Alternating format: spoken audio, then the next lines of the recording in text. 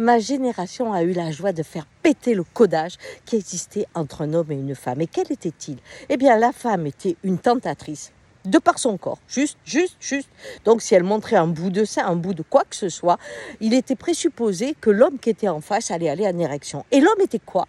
Un obsédé sexuel. Vous voyez, c'était comme ça qu'on voyait les garçons et qu'on voyait les filles. Nous, on a tout fait péter. Et mon Dieu, que je suis heureuse d'avoir été de cette époque. Pourquoi? Parce qu'on s'est mis à poil. Ah oui! Et quand on est nu, que si vous allez dans un camp de naturistes ou si vous allez dans un camp sauvage de naturistes, vous découvrirez que le corps, quand il s'exprime dans sa nudité, n'est pas érotisé tout le temps. C'est pas vrai. On n'a pas eu des partous énormes, il n'y a pas eu des viols énormes. Non, il faut qu'il y ait le tissu pour que la tête commence à cogiter des choses qui n'existent pas. Alors ça a été très important d'apaiser la sexualité paradoxalement avec la nudité. Mais qu'est-ce qu'on a découvert aussi?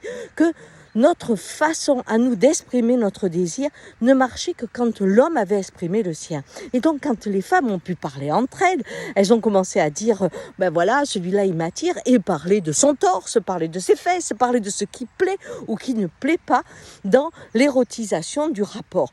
Et ce qui nous a le plus surpris, c'est de découvrir que si j'écoute que mon corps et mon cœur, ou que mon corps, eh bien, il n'y a pas beaucoup de personnes avec qui j'ai envie de faire l'amour, pas beaucoup.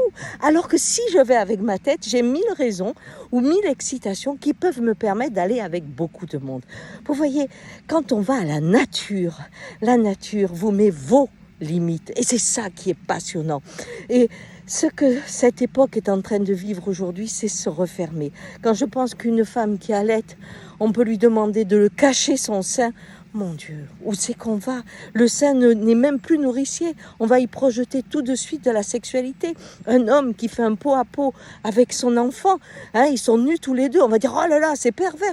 Mon Dieu, dans quel monde on rentre? Dans les hammams, on met un maillot. Et quand une femme ose se mettre torse nu, on en fait une affaire d'État. Mais c'est n'importe quoi. Quel monde vous voulez? Si vous voulez le monde de l'esprit, alors il sera perverti. La nature est bien meilleure, bien saine, et elle vous limite avec qui vous pouvez aller. Et ça, c'est important à savoir. Bonne journée.